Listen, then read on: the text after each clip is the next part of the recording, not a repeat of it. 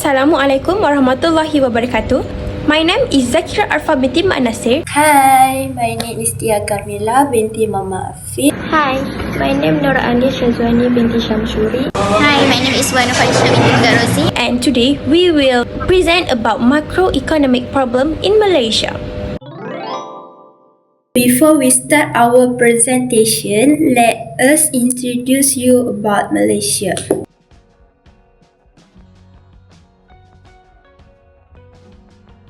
Malaysia is located on the continent of Asia, known for its diverse cultures, rich history and beautiful landscape. This is the flag of Malaysia, called Jalur Gemilang. Kuala Lumpur is the capital city of Malaysia. Malaysia is the 67th country in the world based on its total land area, which is 127,724 square miles. The official language of Malaysia is Malay. Malaysia used the Malaysian ringgit as its currency. A history day for Malaysia is on 31 August, which is Malaysia Independence Day. Negaraku is the national anthem of Malaysia, which is often played at official events and important national celebrations. In Malaysia, vehicles are driven on the left side of the road. Malaysia's calling code is +60. The majority of the population in Malaysia practice Islam. The national flower of Malaysia is the hibiscus, symbolizing the country's beauty and diversity. The national bird of Malaysia is the rhinoceros hornbill. The national animal of Malaysia is the Malayan tiger, symbolizing strength and courage. The national tree of Malaysia is the merbau tree, also known as Borneo or Malacca teak. Malaysia's national and famous dish include nasi lemak and satay. The national sport of Malaysia is sepak takraw, a traditional game that combines elements of soccer and volleyball. The national fruit of Malaysia is the papaya, known for its sweet taste. The national drink of Malaysia is teh tarik, a popular tea beverage that is known for its smooth texture and sweet taste. The national cake of Malaysia is pandan cake, a light and fluffy dessert made with fragrant pandan leaves. Major rivers in Malaysia includes the Rajang River and the Pahang River, both of which play important roles in transportation. The traditional dress of Malaysia is the baju kurung. The national butterfly of Malaysia is the Raja Prok birdwing, known for its stunning green and black wings. And the last one is the largest city in Malaysia, Kuala Lumpur. In this video, we will present about Malaysia's current economic situation, public policies, problem and the method to overcome inflation and unemployment. Malaysia is located in Southeast Asia, just north of the equator. Is a country with two distinct regions: Peninsula Malaysia, West Malaysia on the Malay Peninsula, and East Malaysia on the island of Borneo. The capital city, Kuala Lumpur, is situated in the western part of the peninsula, while the administrative centre, Putrajaya, lies nearby. The country's economy has evolved significantly since 1917, transitioning from a focus on raw material export, such as rubber and tin, to a more diversified and industrialized economy. It remains a major global producer of rubber, palm oil, and petroleum products, while also being rich in mineral resources such as tin, copper, bauxite, and iron. As a result, Malaysia has become one of the strongest economies in Southeast Asia, driven by manufacturing, foreign investment, and a skilled workforce. Malaysia's agriculture sector remains important, with rubber and palm oil as the dominant cash crops, and mining, particularly petroleum and natural gas extraction, continues to play a crucial role in the country's economy. Despite the rise of manufacturing, Malaysia remains a significant player in the global commodities markets. obsessed with a strong focus on exports. The labour market in Malaysia has seen generally low unemployment, although the COVID-19 pandemic had a temporary negative impact. Inflation has been moderate due to price controls and government subsidies. Through fluctuations in global commodity price can lead to periods of higher inflation. Now, I will talk about two important issues in Malaysia's economy, inflation and unemployment. These are two main factors that affect people's daily lives, and we will look at how they are linked to Malaysia's current economic situation. Let's start with inflation. In 2024, inflation in Malaysia was stable at 2%, but it is expected to rise slightly to 2.6% in 2025. Why is this happening? There are a few reasons. First, domestic policies. The government might change fuel subsidies, which could make fuel price go up. Number two, global factors. Malaysia depends on imports for things like food. When global price go up, it affects the cost of food and other goods in Malaysia. Number three, labor cost. The government is raising the minimum wage, which can make the cost of producing goods higher, and this gets passed on to consumers. Next, let's talk about unemployment. The good news is that Malaysia's unemployment rate is expected to improve and reach about 3.1% in 2025. This is a sign that more people will have jobs. However, there are still some challenges. Number one, youth unemployment.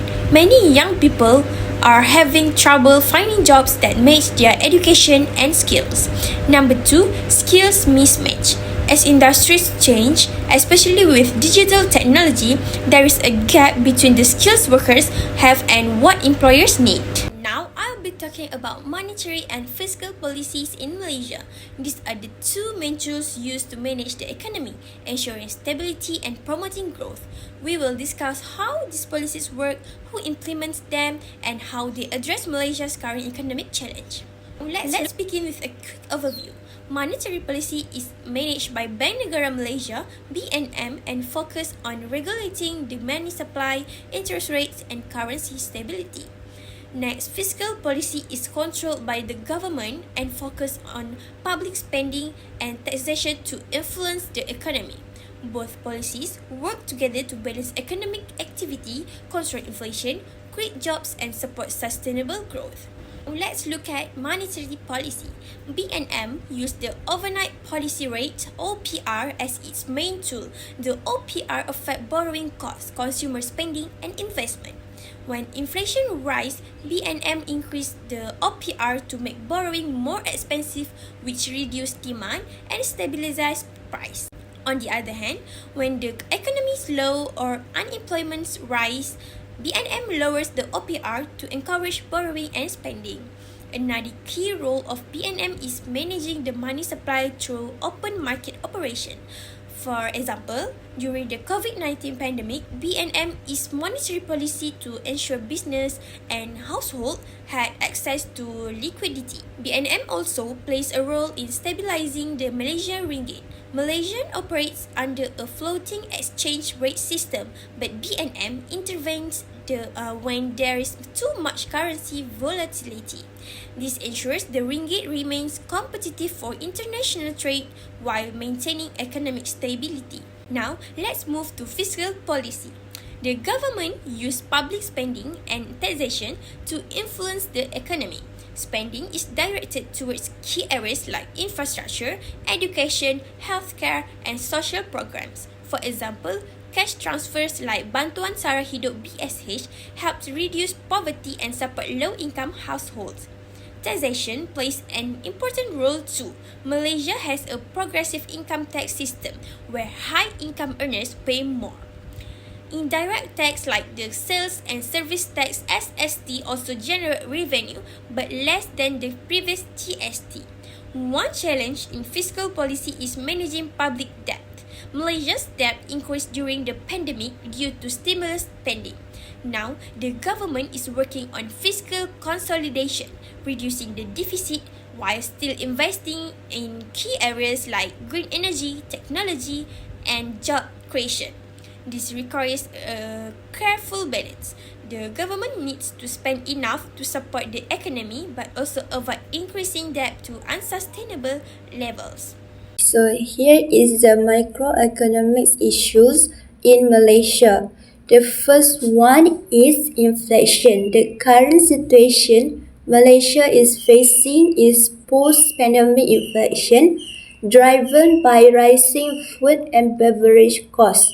And the impact of this situation is rising oil price shift well to oil exporting countries negatively affecting oil importing nations. Stock price in this nation are predicted to drop by 3% to 8% for every 20% increase in oil price, and the inflation has significant repercussions on retail sales and purchasing power, affecting overall economic stability. So here is the second one is unemployment. Unemployment includes individuals actively seeking work but unable to find employment, and the cause and effects. Decline in money supply, exchange rates, and interbank interest rate can increase unemployment. Growth in national economy export and inflation can reduce unemployment rates. Method to overcome inflation and unemployment.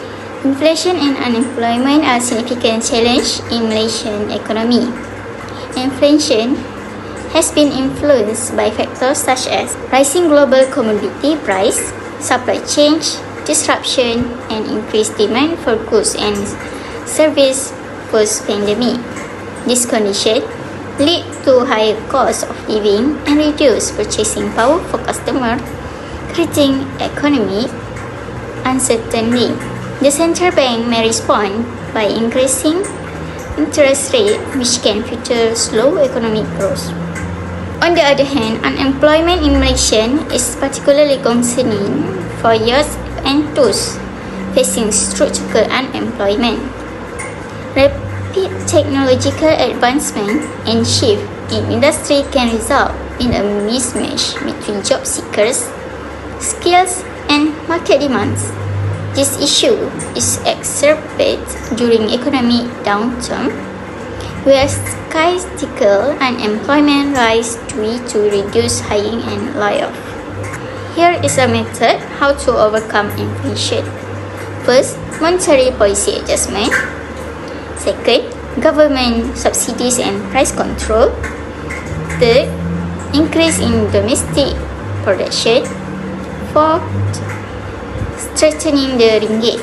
And this is method to how overcome unemployment. First, skill development and educational reform. Second, encouraging entrepreneurship. Third, government employment programs. And fourth, support for technological transition. In conclusion, Malaysia's macroeconomic environment has proven resilient and flexible when confronted with both local and international difficulties. Supported by good fiscal policy, a stable banking system, and savvy foreign linked trade, Malaysia's economy, which is varied and includes industry like manufacturing, services, and also natural resources, continues to grow steadily. But issues like income disparity, outside economic shocks, and the requirement for structural change to guarantee sustainable growth continue to be major priorities. Malaysia's future economic prospects will rely on its capacity to foster innovation, fortify its economic foundation, and to adjust to change in the global economy. Long-term prosperity for the country will depend on inclusive growth, increased productivity, and also sustainable development. I think that's all from us, and thank you for watching our video presentation.